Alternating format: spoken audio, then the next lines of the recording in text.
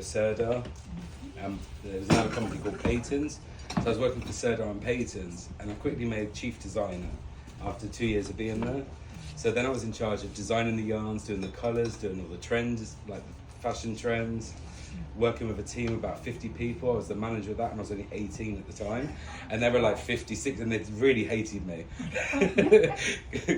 So I worked for that company for 4 years, made the company big sales with like the design influence and that. Then I started writing books for a publisher, because obviously the name was getting out, and they come to me and said, can you write us a book? I was like, sure. So I wrote a book, then I wrote another book, and then like 15 books later, I'm still writing more books. I've done 7 books in 1 year for one publisher. It was about 220 designs in 1 year. So and today I'm probably the most published knitwear designer in the world. I do 200 patterns a year, 100 for KFI and 100 for the like my brand, as well as other brands as well. So yeah. So how it all come about was I worked for all these companies, then I worked for celebrities as well. Cher's one of my big clients. So I'm meeting her, and I go to Malibu later on. So that'll be good. She's really nice as well. She's down to earth, she's friendly. Yeah, so that's how it started on that bit. And then I worked for KFI for 2 years, and they again saw the sales going up in the Mirasol brand. So I was doing a lot for Mirasol and Noro, and what was the other one? Louisa Harden. Because she stepped aside to sort her husband out, because he was like in a bad way with cancer, but luckily he's all okay, and now she's gone back to the brand. So then I said to KFI, I want my own line. And they're like, oh, it's too premature. I was like, no, do it, I'm going to go. And then they said, okay, we'll do your brand next year. So I signed the contract for 6 years with my distributor, and now I'm signed another 6 years. So I'm going to be around for a while with this distributor. So when I do the yarns as well, every yarn is designed by myself. It's not from the mill. So I just go to the mill and say, I want this fibre content, I want this twist, these colours, this weight, everything. So that's how I develop the yarns. And like I've got a collection of nail varnish. I don't wear it, but I've got about 5,000 nail varnishes. I just paint bits of cardboard and send it to the mill and say, match that colour for the yarn. Or like lipstick, anything, like paint, a lot. So every yarn as well, because I'm a knitter, I really like knitting. And I'm not just a designer, I do knit things as well. So if the yarn is not right, I never release it. And like the Alba took me a year to like make, because the mill just couldn't get it right until now. Well, when the brand come out, so that's how I wanted it. And then the Rove Soft as well. People say to me why there's so much acrylic in there as well. Again, I designed it with 50% alpaca, 5% wool, 45 acrylic. And people's like, why did you put acrylic in it? It ruins it. It actually makes it better, because if you spend loads of money on pure alpaca, it just grows and grows and grows and grows. You don't get the yardage and you don't get the strength. So the acrylic holds it together as well.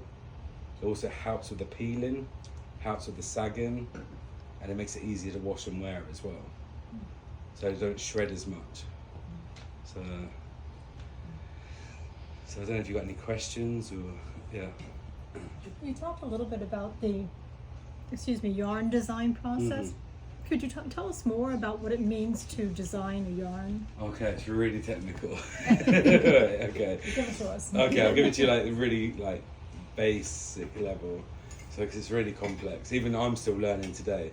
So with the yarn, you basically like have a vision of what you want. So if I want like a alpaca and viscose, then I'll go to my production like mill and say I want an alpaca and viscose. Make me a sample of this amount of alpaca, this much viscose. They would then advise, they would say it will work or it won't work, or we'll try. So then they normally try, they send me a sample, and then I knit with it. And if I don't like it, I'll go back and say, skip the viscose, I want a bit more marine in it. That's the only thing there is to the yarn. And then also you got NMs, which is numerical measuring system. So you need to know like if you're a hand weaver or like spinner, but I have friends that are. So you'll understand the NM. So you'll understand the NM and the Z twist and the S twist. Yeah, so you understand the Z and the S, yeah? Okay, so there's all that as well. So sometimes I have an S twist, and then sometimes the yarn will start opening as you knit with it. So then I'll go a Z twist. There's only 2 ways, an S or a Z in the spin. So I try and get the best spin. I reverse it for crochet because you go the opposite way with the hand.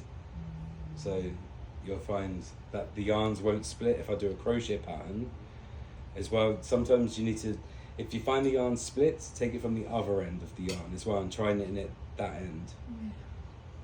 Okay. Because you're reversing the twist as well again yourself. So I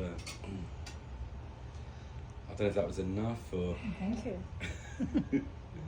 And where do you get inspiration for all of this Everywhere. pattern? I mean, it could be anything from Pinterest to like walking the dog. I live in Istanbul as well right now. So in Istanbul, you got all the carpets, you got all the moss, you got all the architecture, everything. So it just all jumps at you. And then sometimes I dream things as well. So I have like a notebook always with me. It's in my other like trunk. And I just literally jot notes down.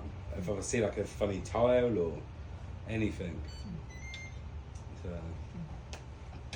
So what makes you decide what fibers you want to use? Like, what makes you think to yourself, I want this yarn to have alpaca and viscose? Okay, it depends where the fashion's going. If it's going drapey, then I want a bit of alpaca or a bit of silk or a bit of cashmere, something that drapes really nice.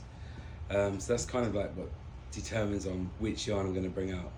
And the colours, I always look at the colour trends as well for that. And then take 2 colours from the fashion forward colours and then I build a palette around it. I never go with 7 trending colours because sometimes them 7 trending doesn't blend. I like a palette that you can take 1 ball from that and 1 ball from that and they go. That makes it easier for knitters to put colours together as well. But yeah, the fibres, it's just some trends, but I don't really follow the fibre trends. I normally go with the fashion trend and then go with the fibre trend. Like, well, my fibre, what I think. So, Do you have a specific, trying to think,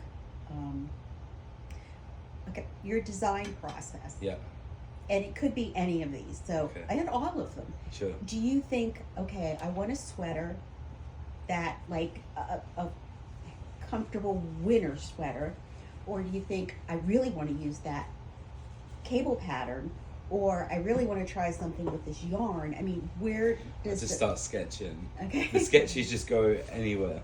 So I basically draw the shape I want, and then I fill in the shape with the, if I do an A-line, then it normally has some shape on the sides or with the centre, and then I fit the pattern into the shape. So you'll find like with this one,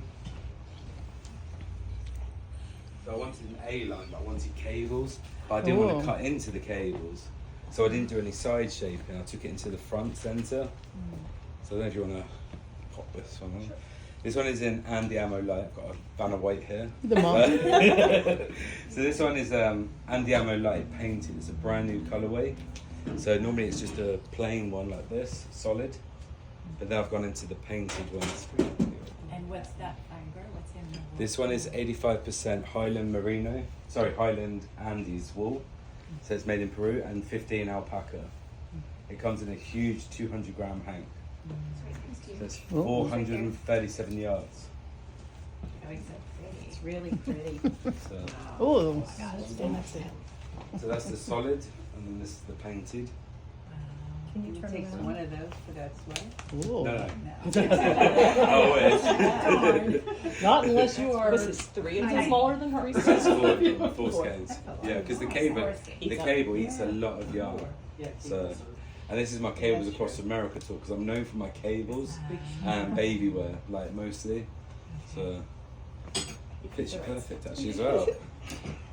And then with the Andiamo, I also released the bigger Andiamo, which is the bulky, which is on a US 15. So it knits up really quick as Do you well. have a sample of something in I that? do, yeah. And that also comes in a twist colour. So 'cause it's a 2-ply yarn, so I took 1 ply like a different colour and 1 ply another colour and twisted them. So you've got Andiamo twist as well.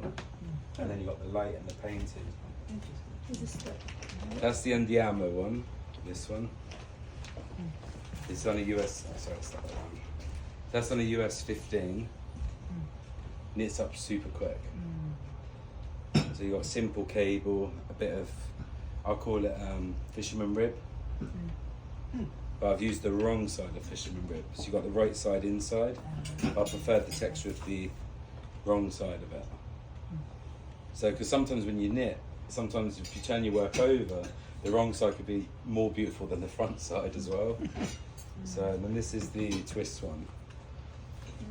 So, And what's the fiber in that? this is the same as the Andiamo light. Okay. It's the 85 Highland wool, 15 alpaca. And it's super soft as well. So, sure. I haven't eaten scone yet. Makes a great napkin, That right? fits you beautifully. It could have been made for you. Anything. Oh, it's this one. This one's been super popular because it's a real simple, easy to wear garment. Yeah, like it's not. And this is in the Andiamo twist. What size needle is that? 15. I love So it. US 15. So you can have the collar up or you can lay it down as well. So, but that's been super popular, that one. And of course you can have pockets. You could do this a different colour as well. So, kind of try and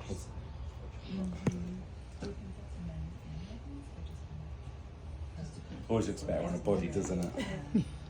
Not Little my toggle. body. So, and also with my grandma being a bespoke tailor as well, I took her class because she was a lecturer at the same time. So I actually am a bespoke tailor myself. I did qualify in that.